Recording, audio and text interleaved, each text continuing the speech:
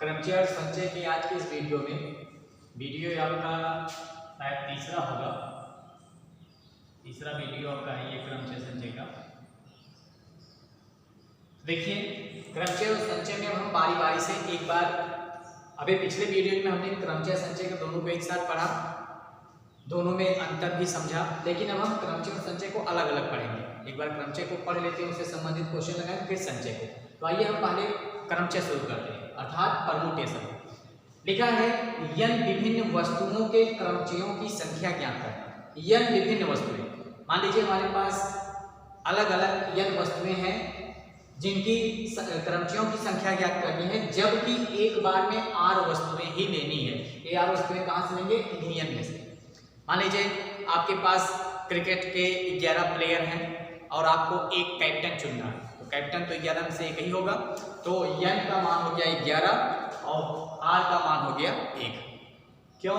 क्योंकि यन विभिन्न वस्तुएं, अर्थात हमारे पास 11 लोग हैं, 11 अलग अलग लोग हैं। अब उन 11 अलग अलग लोगों में से हमें एक को चुनना है। लिखा है कि जबकि एक बार में एक आर वस्तुएं ली जानी है, तो अगर कैप्टन का चुनाव करना तो हम एक बार में एक ही कैप्टन का चुन पाएंगे। इस प्रकार से 11 में से ग्रहों को हम एक एक बार कैप्टन चुन सकते हैं, ऐसा नहीं सबको एक साथ चुन लेंगे, ठीक ना। तो मान लेते हैं, माना हमारे पास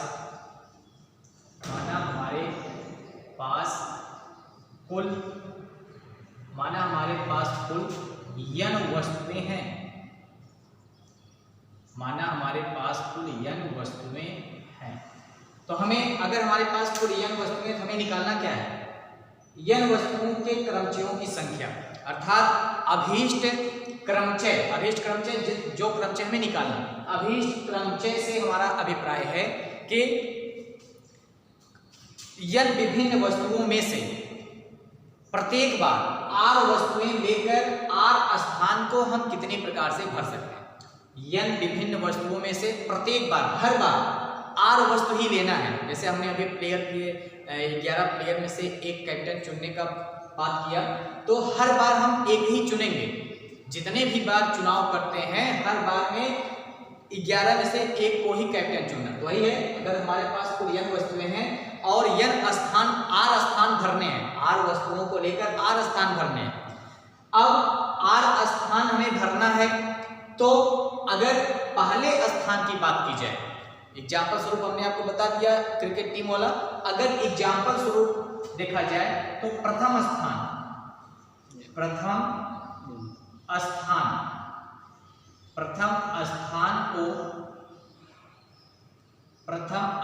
को भरने का क्रम या तरीका, इसे लिखते हैं तरीका, लिखते हैं भरने का तरीका।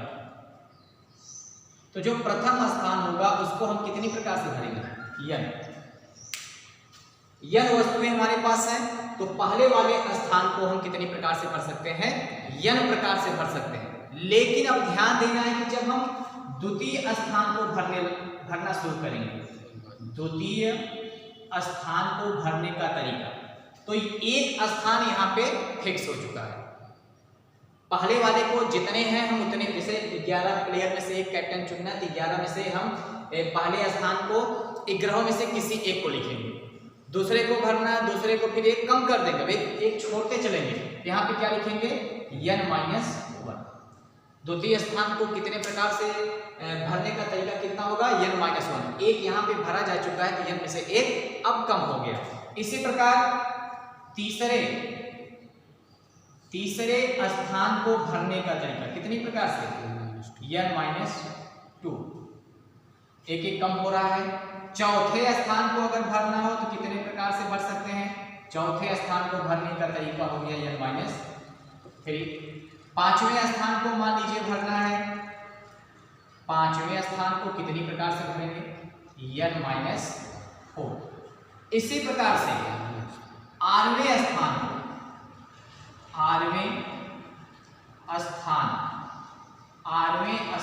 को भरने का तरीका बराबर। पांचवा छठवां एक एक कम हो रहा, तो आप ध्यान रखेंगे 8वें स्थान को कैसे भरेंगे?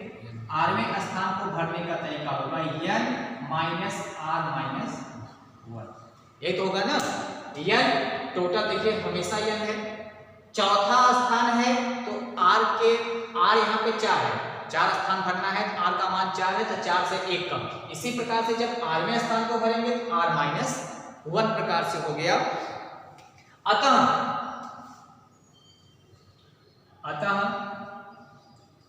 कुल तरीका कुल क्रमचय बराबर, ऐसे लिख देते हैं, कुल क्रमचय बराबर कितना होगा, n minus 1 n minus 2 n minus 3 dot कितना n, अभी देखेंगे माइनस से गुणा करेंगे r में माइनस r और माइनस माइनस प्लस कितना होगा n माइनस r प्लस। तो कुल क्रमचयों की संख्या कितनी हो गई, कुल क्रमचयों की संख्या हो गई n minus 1 n minus 2 dot n minus r plus 1। इसे n p r से व्यक्त करते हैं या प्रदर्शित करते हैं, से व्यक्त करते हैं। इसे हम किससे व्यक्त करते हैं, n p r से व्यक्त करते हैं। इसलिए n p r बराबर होगा n minus 1 n minus 2 dot n minus r plus 1। इसलिए n p r का फार्मूला आ गया n p r बराबर n minus 1 n minus 2 dot n minus r plus 1। n कुल वस्तुएं, r जितने वस्तुओं का उसमें से हमें चुनाव करना। n p r एक चीज यहाँ पे भी दे सकते हैं, r का मान n के बराबर या n से छोटा ही होगा। कभी भी r का मान n से बड़ा नहीं होगा। r का मान n के बराबर भी हो सकता है और n से छोटा होगा। r का मान कभी भी n से बड़ा नहीं होगा। पहली पॉइंट ये है। फिर आप देख रहे हैं n p r में गुणनखंडों की संख्या भी पूछा जाएगा। n p r में गुणनखंडों की संख्या, तो n p r में गुणनखंडों की संख्या किसके बराबर होगी, r के। n p r में कितने गुणनखंड होंगे, r। 4 स्थान चुनना है तो क्या लिखेंगे, 4 गुणे 3 गुणे 2 गुणे 1, इस प्रकार से अभी बताते हैं। तो 4, तो n p r में गुणनखंडों की संख्या कितनी होगी, r के बराबर। जितने वस्तुओं को चुनना उतने गुणनखंड उसमें बनेंगे। ठीक है। अब कुछ है कंडीशन है, जैसे आप देख रहे हैं, अगर n वस्तुओं में से हमें सभी का चुनाव करना, सभी को एक साथ ले लेना, क्या करना है, n है, p है, r है। अगर हमको एक बार में r जितने वस्तुएं सभी का चुनाव करना, सभी को लेना, ठीक ना। यदि n वस्तुओं को सभी को एक साथ ले लिया जाए, यदि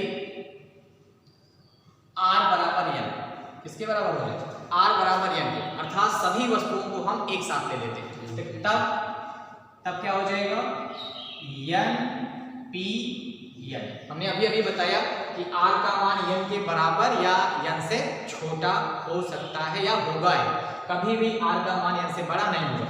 तो अगर हम सभी को एक साथ ले लें तो n p n बराबर क्या आएगा, n minus 1 n minus 2 dot last में आप देख रहे हैं n माइनस कितना है, r प्लस 1। r की जगह जब n रखेंगे, n से n कट जाएगा, क्या बचेगा, 1। कितना बचेगा, यहां लास्ट में बचेगा 1। या किसी को ऐसे भी लिख सकते हैं, या n p n बराबर n minus 1 n minus 2 dot. ये तो लास्ट का 1 है, इसके एक पहले क्या रहा होगा, 2, इसके जस्ट एक पहले क्या रहा होगा, 3। तो आपका यह एक क्रम आ गया बराबर। अब इन गुणनखंडों को, जो n p n बराबर n minus 1 n minus 2 dot 3 into 2 into 1 आया है, इन गुणनखंडों को हम फैक्टोरियल n, इस प्रकार से इन गुणनखंडों को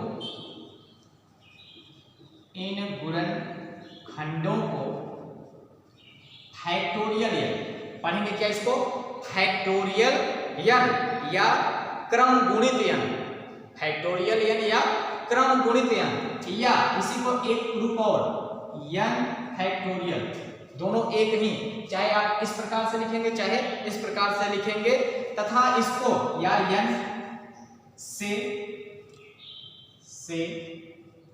व्यक्त करते हैं, से व्यक्त करते हैं। इन गुणनखंडों को फैक्टोरियल n, ये भी फैक्टोरियल n है, या n फैक्टोरियल, इसको पढ़ेंगे फैक्टोरियल n, इसको n फैक्टोरियल से व्यक्त करते हैं, तथा इसको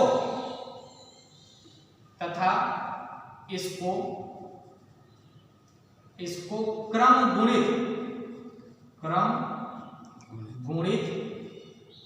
गुणित n, या इसी को इंग्लिश में कहते हैं फैक्टोरियल n कहते हैं।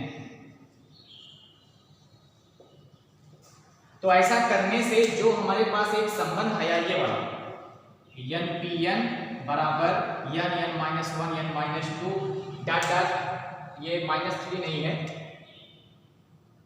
इस प्रकार से 3 × 2 × 1 ये जो गुणनखंड आया है, इन गुणनखंडों को फैक्टोरियल या n फैक्टोरियल से व्यक्त करते हैं, तथा इसको क्रम गुणित n या फैक्टोरियल n कहते हैं। ठीक ना, ये फैक्टोरियल n हो गया। अब इसको क्या लिखेंगे, अर्थात अब इसी को हम लिख सकते हैं फैक्टोरियल n, अर्थात फैक्टोरियल n बराबर क्या होगा, n -1 n-2 3 × 2 × 1, ये हो गया फैक्टोरियल n का मान।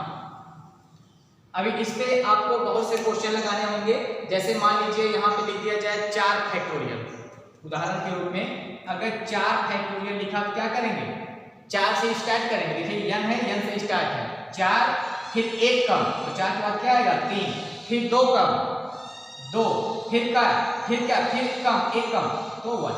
इस प्रकार से अभी हमने बताया कि इसके कितने गुणनखंड होंगे, NPR कितने गुणनखंड होंगे, जितना R है, R का मान 4 है, 4 गुणनखंड होगा। इसको हल करेंगे, इसका मान पूछा जाता है, तो 4 यहीं 12 दूनी 24, 24 एकदम 24, तो 4 फैक्टोरियल का मान आ गया 24। ये आपका एग्जांपल है। तो किस प्रकार से फैक्टोरियल को हल करेंगे, सॉल्व करेंगे, आप देख रहे हैं। इसको उल्टे भी लिख सकते हैं, 1 2 3 लास्ट में इन टर्म को लिख सकते हैं, दोनों तरीका है। ये वाला तरीका ज्यादा बेटर है, n factorial n n-1 n-2 3 2 1। अब इस पे कुछ है और संबंध है, उसको देखिए। जैसे अभी आपने देखा कि फैक्टोरियल n बराबर, ये आपने देखा फैक्टोरियल n बराबर कितना आया, n-1 n-2 3 2 1, या इसी को हम ऐसे भी लिख सकते हैं। कुछ संबंध है, जैसे n फैक्टोरियल है तो n फैक्टोरियल को हम लिख सकते हैं n-1 का क्या फैक्टोरियल। अगर हम n-1 पे फैक्टोरियल लगा दे रहे हैं, इसका मतलब कि ये यहीं पे ब्रेक हो गया। अगर इसको रुक गया, अगर इसको हमको ब्रेक करना है तो इस फैक्टोरियल को यहाँ से हटाएंगे, यही प्रक्रिया आगे बढ़ाएंगे। n-1 है, इसके बाद क्या आएगा n-2 n-3, अर्थात ऐसा इसलिए किया जा रहा है, कभी कभी हमको आगे से जो इसका तोड़ने पर जो आगे मान आएगा वो मान हर में भी आता है, तो हम क्या करते हैं, तोड़ने से अच्छा होता है उसको वहीं पे उसको ब्रेक करके दोनों को कैंसिल करके सॉल्व कर लेते हैं। तो अगर हमें जरूरत जितने फैक्टोरियल तक का है उसको उतने ही फैक्टोरियल तक तोड़ेंगे, बाकी ये टूटने के लिए 1 तक जाएगा, n-1 n-2 n-3 3 2 1 इस तरह से होगा। तो जहां तक जरूरत पड़े हम वहां पे इसको ब्रेक कर सकते हैं, या अगर आपको और एक पद तोड़ना है तो हम इसको अब ये देखिए n जो है ये फैक्टोरियल से फ्री है, n का फैक्टोरियल से कोई मतलब नहीं, n क्या है फैक्टोरियल से स्वतंत्र है। या एक पद और अगर हम तोड़ना चाहते हैं तो n-1 को फैक्टोरियल से, अगर मान लीजिए हम अपने आवश्यकता अनुसार n-1 को फैक्टोरियल से फ्री करना चाहते हैं तो n फैक्टोरियल n-1 n-2 पे हम फैक्टोरियल लगा देते हैं। या और तोड़ना चाहते हैं n-2 को भी फैक्टोरियल से फ्री करना चाहते हैं, क्या करेंगे, n-2 को फ्री करेंगे, n-3 पे फैक्टोरियल लगा देंगे। इसी प्रकार से हम आगे जितना चाहे उतना ब्रेक कर सकते हैं अपने आवश्यकता अनुसार, ठीक है ना। अब हम NPR का फार्मूला निकालने चल रहे हैं, तो आप देखेंगे NPR का फार्मूला क्या होगा जिससे हम मान रखें और वहीं से क्वेश्चन आ जाए। तो उसको आगे देखिए, चूंकि NPR बराबर अभी अभी हमने निकाला क्या आया, n minus 1 n minus 2 dot dot n minus r plus 1 ये आया है। अब इसी में अगर हम अंश और हर में कुछ पद से गुणा भाग कर दें जिसके ऊपर कोई फर्क नहीं पड़ेगा, ये n माइनस आर प्लस 1 तक है। अगर हम अंश में भी n minus are minus 1 dot dot 3 2 1 से अंश में और हर में दोनों में गुणा भाग कर दें, n minus are minus 1 dot dot 3 2 1। अगर इतना हमने कर दिया, इतने टर्म से अंश में भी गुणा किया और हर में भी, तो इसके ऊपर कोई इफेक्ट नहीं पड़ेगा, बराबर। अब आप ऊपर देख रहे हैं n minus 1 n minus 2 n minus r plus 1, फिर उसके बाद इसके अगला टर्म क्या आएगा n माइनस r, इसका अगला term n minus r minus 1 3 2 1, अर्थात ऊपर वाला पद क्रम गुणित है। किसके क्रम गुणित है, n फैक्टोरियल है ना, क्रम से है सब, क्रम गुणित मतलब क्रम से गुणा किया गया हो, तो किसके फैक्टोरियल बराबर होगा, n फैक्टोरियल। अगर n फैक्टोरियल को हम ब्रेक करेंगे तो यही आएगा जो ऊपर टोटल है, बटे नीचे भी आप देख रहे हैं क्रम में ही है, कहां से, लेकिन किसका ये क्रम गुणित है, n माइनस आर का, n माइनस आर आया, उससे एक कम माइनस 1, उससे एक कम माइनस 2, लास्ट में 3 2 1, तो नीचे वाले को हम लिख सकते हैं n माइनस आर का फैक्टोरियल, अर्थात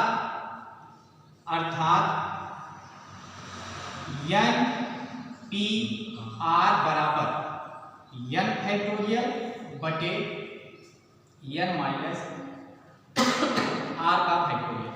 ये हमारा हो गया फार्मूला, जिसका हम बड़ी आसानी से अपने क्वेश्चन को हल करने में प्रयोग करेंगे। जैसे अभी अभी एक क्वेश्चन हमने उदाहरण शुरू में ही लिया था कि 11 खिलाड़ियों के टीम में से हमें एक खिलाड़ी को कैप्टन चुनना है, तो हम कितने प्रकार से चुन सकते हैं। तो देखिए इस फार्मूले से कैसे लगाएंगे, 11 टोटल है, उनमें से हमें चुनाव करना एक का, तो यह 11P1 मान रखते हैं इसके फार्मूले में 11 फैक्टोरियल बटे 11 माइनस 1, यह माइनस आर है, 11 माइनस 1 का फैक्टोरियल बराबर 11 फैक्टोरियल, 11 में से 1 गया 10 फैक्टोरियल। अब इसको कैसे सरल करेंगे, अभी हमने जस्ट पीछे बताया, हम अपने आवश्यकता अनुसार इसको ब्रेक कर सकते हैं। ध्यान दीजिएगा, ऐसे क्वेश्चनों में जिस फैक्टोरियल का मान बड़ा होता है उसी को हम ब्रेक करते हैं। 11 को ब्रेक करके 10 ला सकते हैं, लेकिन 10 को ब्रेक करके 11 नहीं, तो 11 को हम ब्रेक करेंगे एक पद केवल। अगर 11 को हम फैक्टोरियल से स्वतंत्र कर दें तो 11 हो गया, और 11 से एक कम 10 फैक्टोरियल बटे 10 फैक्टोरियल। अब इसके आगे 10 गुणे 9 गुणे 8 गुणे 7 जितना ऊपर आएगा उतना ही नीचे आएगा, तो लिखने का कोई मतलब नहीं है। 10 फैक्टोरियल 10 फैक्टोरियल, जो भी मान आएगा दोनों का कट जाएगा, बराबर कितना आ गया 11 हमारा हो गया आंसर। अभी तक आप लोगों ने मूल सिद्धांत से लगाया था, अब हम किससे लगाएंगे, फार्मूले से लगाएंगे।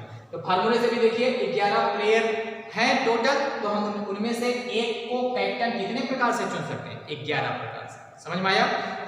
अब यहीं पे देखेंगे, अगर R बराबर हम n रख दें इस फार्मूले में, देखिए R बराबर n रखने पर, अभी हमने बताया अगर सभी वस्तुओं को एक साथ लेके क्रमचय ज्ञात करना है तो क्या आएगा NPN बराबर, इधर रखिए n फैक्टोरियल, नीचे क्या रखेंगे R बराबर n, तो n minus n factorial, R बराबर n रखा, या NPN को हम क्या लिखेंगे n फैक्टोरियल, अभी हमने पीछे प्रूव किया है NPN बराबर, इसी NPN को हम फैक्टोरियल n से प्रदर्शित करते हैं, या इसको लिखेंगे n फैक्टोरियल बराबर n फैक्टोरियल, और नीचे n माइनस n क्या हो गया 0 फैक्टोरियल लिखेंगे, चूंकि NPN बराबर n फैक्टोरियल। या आप जब यहां से हम निकालना क्या चाहते हैं 0 फैक्टोरियल का मान, तो n factorial n factorial cancel हो जाएगा, तो 0 फैक्टोरियल बराबर कितना आ गया। तो आप इस संबंध को भी याद रखेंगे कि 0 फैक्टोरियल का मान कितना होता है 1। हमेशा जहां भी आप देखेंगे 0 फैक्टोरियल आएगा उसका मान क्या रखेंगे 1। अगर कहीं बाय द वे माइनस आता है तो आपका क्वेश्चन गलत है, आप गलत लगा रहे हैं, क्योंकि फैक्टोरियल जो है वो माइनस वाली संख्याओं के लिए नहीं है, वो धनात्मक पूर्णांक के लिए। तो 0 फैक्टोरियल का मान 1 और माइनस वाले का लिए फैक्टोरियल नहीं है, ठीक ना। तो 0 फैक्टोरियल का मान हो गया 1। देखिए एक उदाहरण ले लेते हैं, क्वेश्चन कैसे सॉल्व करेंगे। आपको पीडीएफ में दिया गया, जैसे हमें निकालना है 11p5 का मान ज्ञात कीजिए। पूछा गया है 11p5 का मान ज्ञात करिए। फार्मूला आपके सामने है, इसी फार्मूले से अब हम लगाएंगे। तो क्या होगा 11 फैक्टोरियल, और नीचे क्या होता है, बार बार माइनस लिखने से मतलब नहीं, 11 में से 5 गया 6 फैक्टोरियल, घटाते हैं 6 फैक्टोरियल। अब इसको अपने आवश्यकता अनुसार तोड़ेंगे। अब हमने अभी बताया कि बड़े वाले फैक्टोरियल को तोड़ते हैं, क्या लिखेंगे 11 गुणे 10 गुणे 9 गुणे 8 गुणे 7 गुणे 6 फैक्टोरियल। अब नीचे भी है 6 फैक्टोरियल, ये पूरा 6 फैक्टोरियल कट गया। गुणा करेंगे 11 9 99 और 10 का गुणा करेंगे 990 और 8 सते 56। तो गुणा कर देंगे, जो आएगा गुणा करने पे वो हो जाएगा आपका आंसर।